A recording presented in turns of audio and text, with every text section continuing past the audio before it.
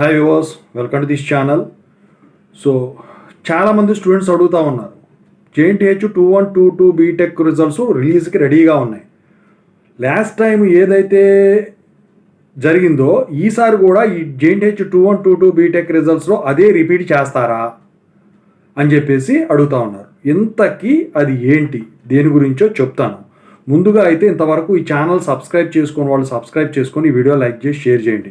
మీకేమైనా డౌట్స్ ఉన్నట్టయితే call me 4 ద్వారా కాల్ చేయండి. తెలుగు ఇంజనీరింగ్ ఎడ్యుకేషన్ టెలిగ్రామ్ ఛానల్లో జాయిన్ అవ్వండి. సో ఇంగ్లీష్ ఇంజనీరింగ్ ఎడ్యుకేషన్ పేరుని JNTH ఇంజనీరింగ్ ఎడ్యుకేషన్ కింద మార్చండి.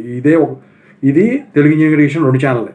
ఇక టాపిక్లో వెళితే ఏంటంటే, లాస్ట్ టైం ఏం జరిగిందో మీ అందరికీ తెలుసు. JNTH 2122 అప్పుడు ఎగ్జామ్స్ అప్పుడు 21 రెగ్యులర్తో పాటు 21 సప్లీ 22 బీటెక్ సప్లీ జరిగినాయి.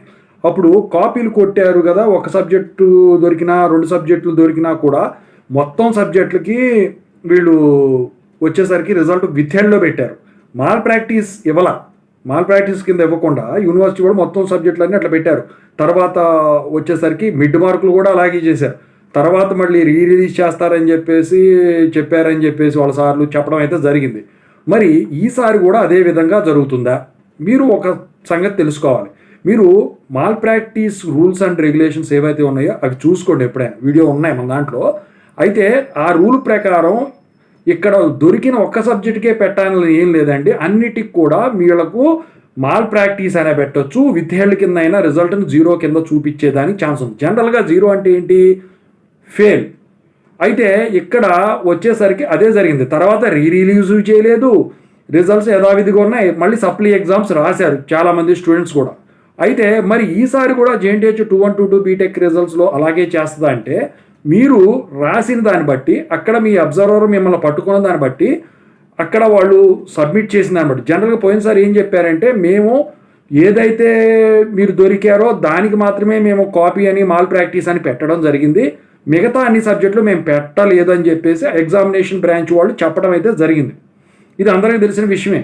అయితే మరి అన్నిటికీ పెట్టారంటే, ఇప్పుడు ఒక చోట అంటే ఎగ్జామినేషన్ బ్రాంచ్ వాళ్ళు పెట్టారనుకోవచ్చు, ప్రతి చోట కూడా అందరికీ కూడా ఇదే పద్ధతిలో జరిగింది. అంటే ఒక్కసారి చేస్తే రెండోసారి జాగ్రత్త పడతారన్న ఉద్దేశంతో వాళ్ళు ఈ పద్ధతిలో వెళ్ళి ఉండవచ్చు. అయితే మొత్తానికైతే నాకు తెలిసిన దాని ప్రకారం పోయినసారి ఏది రిపీట్ అయిందో ఈసారి కూడా అదే రిపీట్ అవుతుందో. ఒకవేళ మీరు మాల్ ప్రాక్టీస్ చేసి అంటే కాపీ చేసి దొరికినట్టయితే, అది కూడా అబ్జర్వర్ దొరికినట్టయితే, అది ఒక్క సబ్జెక్టు కానివ్వండి 2 సబ్జెక్టులు కానివ్వండి, మాల్ ప్రాక్టీస్ రూల్స్ వచ్చేసరికి ఇన్ని ఉన్నాయి. సో ఆ అన్నిలో మీది వచ్చేసరికి ఏదో ఒకటి కన్సిడర్ చేసి పెడతారు. ఓకేనా?